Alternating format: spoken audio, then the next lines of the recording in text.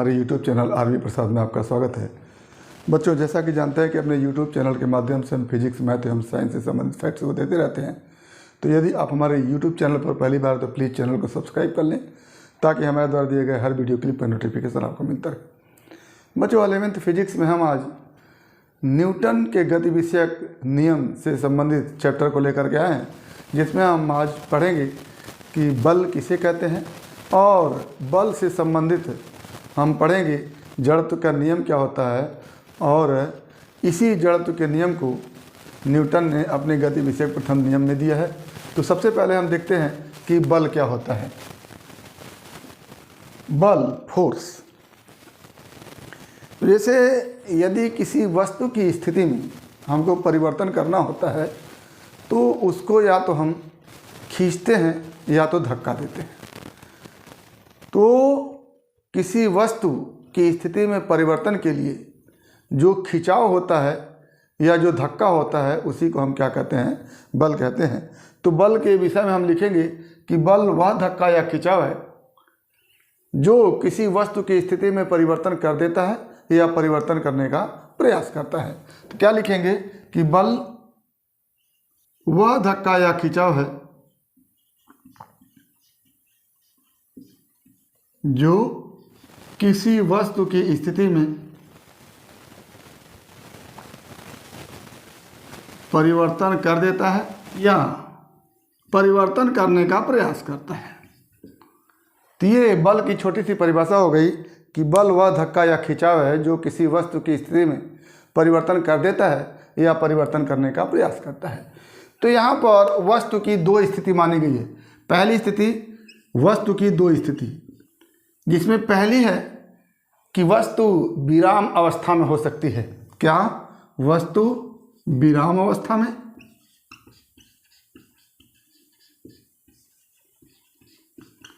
और वस्तु की दूसरी स्थिति होती है कि वो एक सीधी रेखा में एक समान गति से चल रही हो। तो क्या? एक सीधी रेखा में एक समान गति से गतिशील, एक समान गति से गतिशील। तो ये वस्तु की दो अवस्था होती है। पहली वस्तु की विराम अवस्था और दूसरी एक सीधी रेखा में एक समान गति से गतिशील। तो एक समान गति का तात्पर्य यहाँ पर होता है कि चाल एक समान हो, चाल में कोई परिवर्तन न हो। तो अब यदि वस्तु पर बल लगाएं या कह लें कि वस्तु को धक्का दें या खींचें तो उसकी स्थिति में परिवर्तन होगा। परिवर्तन क्या होगा? यदि वस्तु विराम अवस्था में हो तो उसमें गति की अवस्था आ सकती है, यानी वस्तु क्या होगी?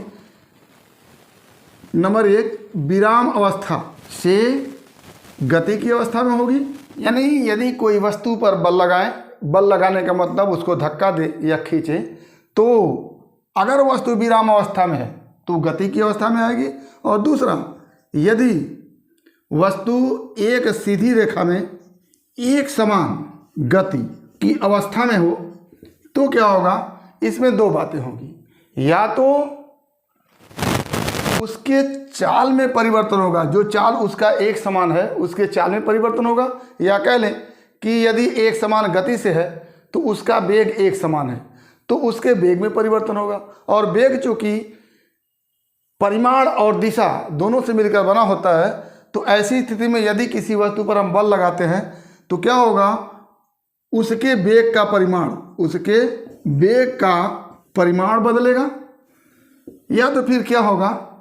अथवा उसके वेग की दिशा बदलेगी। तो क्या है, जैसी उसकी स्थिति होगी उसके हिसाब से उसकी स्थिति में परिवर्तन होगा। यदि वस्तु विराम अवस्था में है तो उसमें गति की अवस्था आ जाएगी, और यदि एक सीधी रेखा में एक समान गति की अवस्था में है तो उसमें दो बातें हो सकती है। या तो उसके वेग का परिमाण बदल जाएगा या फिर उसके वेग की दिशा बदल जाएगी। तो यानी अगर हम किसी वस्तु पर बल लगाते हैं तो उसकी स्थिति में परिवर्तन होता है, और बल नहीं लगाते हैं तो उसकी स्थिति में परिवर्तन नहीं होता है। यानी वह इफेक्ट, वह बाहरी इफेक्ट जिसकी वजह से किसी वस्तु की स्थिति में परिवर्तन हो जाए उसे हम क्या कहेंगे, बल कहेंगे। और बल को किस रूप में हम देखते हैं, एक धक्का के रूप में अथवा एक खिंचाव के रूप में। तो कुल मिला के हम कहेंगे कि बल एक प्रकार का धक्का अथवा खिंचाव है जो किसी वस्तु की स्थिति में परिवर्तन कर देता है या परिवर्तन करने का प्रयास करता है। चूँकि स्थिति दो प्रकार की यहाँ पर दिखाई गई है। पहली स्थिति है कि वस्तु विराम अवस्था में हो और दूसरी स्थिति है कि वस्तु एक सीधी रेखा में एक समान गति से गतिशील है। तो ऐसी स्थिति में यदि हम बल को लगाते हैं, धक्का अथवा खिंचाव को देते हैं, तो वस्तु विराम अवस्था से गति की अवस्था में आ सकती है या फिर एक सीधी रेखा में गति कर रही हो तो उसके वेग के परिमाण में परिवर्तन हो सकता है या फिर उसके वेग की दिशा में परिवर्तन हो सकता है। तो ये हमारा हो गया कि बल किसे कहते हैं, यानी बल वह धक्का या खिंचाव है जो किसी वस्तु की स्थिति में परिवर्तन कर देता है अथवा परिवर्तन करने का प्रयास करता है। आगे हम देखेंगे कि जड़त्व का नियम क्या होता है। जड़त्व का नियम को गैलीलियो ने दिया था। उन्होंने बताया कि यदि किसी वस्तु पर बाह्य परिणामी बल न लगाया जाए, क्या कि यदि किसी वस्तु पर बाह्य परिणामी बल न लगाया जाए तो वस्तु की स्थिति में परिवर्तन नहीं होता है। आप यहाँ पर बल के परिभाषा में भी देख चुके हैं कि बल धक्का या खिंचाव है जो किसी वस्तु की स्थिति में परिवर्तन कर देता है या परिवर्तन करने का प्रयास करता है। अगर बल हम न लगाएं तो क्या उसकी स्थिति में परिवर्तन होगा? नहीं होगा, क्योंकि बल के परिभाषा में हम कह रहे हैं कि वस्तु पर बल लगाने से उसकी स्थिति में परिवर्तन हो सकता है या होगा। तो गैलीलियो ने बताया कि यदि किसी वस्तु पर बाह्य परिणामी बल न लगाया जाए, अर्थात किसी वस्तु पर धक्का अथवा खिंचाव न दिया जाए, तो क्या होगा? तो सीधी सी बात है, उसकी स्थिति में जो परिवर्तन होने की संभावना है वो नहीं होगी। तो क्या होगा? तो वस्तु की स्थिति में परिवर्तन नहीं होगा। और अगर परिवर्तन नहीं होगा तो क्या होगा? यदि वस्तु, अर्थात लिख सकते हैं, अर्थात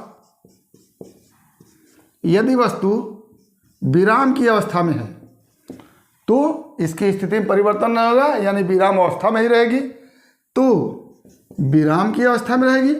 और दूसरी अवस्था क्या है? एक सीधी रेखा में एक समान गति की अवस्था। तो क्या लिखेंगे? और यदि वस्तु एक सीधी रेखा में एक समान गति की अवस्था में है तो उसकी इस अवस्था में भी परिवर्तन नहीं होगा, यानी वह एक समान गति की अवस्था में ही रहेगी। क्या लिखेंगे? तो यह एक सीधी रेखा में एक समान गति की अवस्था में रहेगी। ये गैलीलियो का जड़त्व का नियम है। इसी को न्यूटन ने अपने गति विषयक प्रथम नियम में कहा है कि यदि कोई वस्तु विराम अवस्था में है तो विराम अवस्था में रहेगी, एक समान एक सीधी रेखा में गति की अवस्था में है तो एक सीधी रेखा में एक समान गति की अवस्था में रहेगी, तब तक जब तक कि उस पर बाह्य परिणामी बल न लगाया जाए। तो इसी जड़त्व के नियम को ही न्यूटन ने अपने गति विषयक प्रथम नियम में बताया कि यदि कोई वस्तु विराम अवस्था में है तो विराम अवस्था में रहेगी, गति की अवस्था में है तो गति की अवस्था में रहेगी, तब तक जब तक कि उस पर कोई बाह्य परिणामी बल न लगाया जाए। तो न्यूटन ने क्या लिखा? न्यूटन के अनुसार क्या हो जाएगा कि यदि कोई वस्तु विराम अवस्था में है तो विरामावस्था में रहेगी, और यदि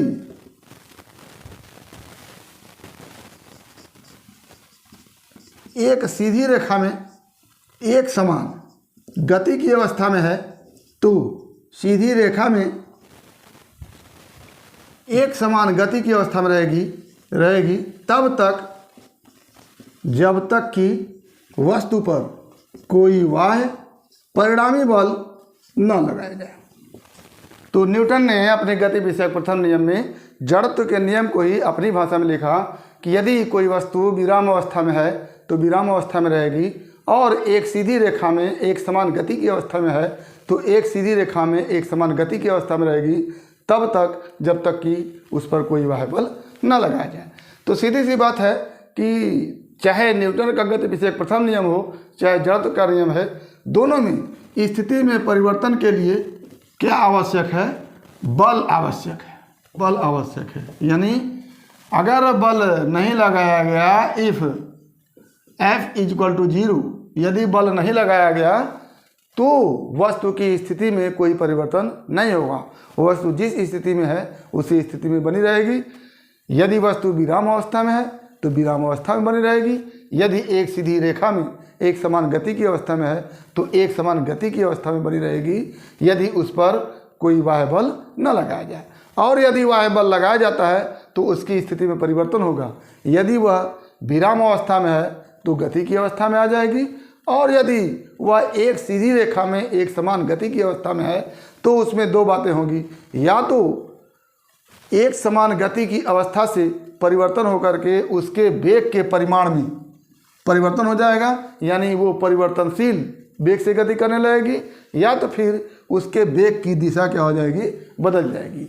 तो इसी को न्यूटन का गति विषयक प्रथम नियम भी कहते हैं, और गैलीलियो ने अपने जड़त्व के नियम में इसी बात को बताया है। तो उम्मीद करते हैं कि बल क्या है वो आप समझे होंगे, और गैलीलियो का जड़त्व का नियम क्या है उसको समझे होंगे। साथ ही न्यूटन ने इसी जड़त्व के नियम को अपनी भाषा में जो कहा है उसको समझे होंगे। तो आज बस इतना ही। यदि इस टॉपिक में किसी प्रकार की कोई समस्या हो तो आप हमारे YouTube चैनल के कमेंट बॉक्स में कमेंट करेंगे, और यदि वीडियो क्लिप पसंद आए तो प्लीज़ लाइक करेंगे, शेयर करेंगे। साथ ही हमारे YouTube चैनल को सब्सक्राइब अवश्य करेंगे ताकि हमारे द्वारा दिए गए हर वीडियो क्लिप का नोटिफिकेशन आपको मिलता रहे। तो आज बस इतना ही। अगला टॉपिक अगले वीडियो क्लिप में एक बार फिर आपके भविष्य के लिए बेस्ट ऑफ लक। धन्यवाद।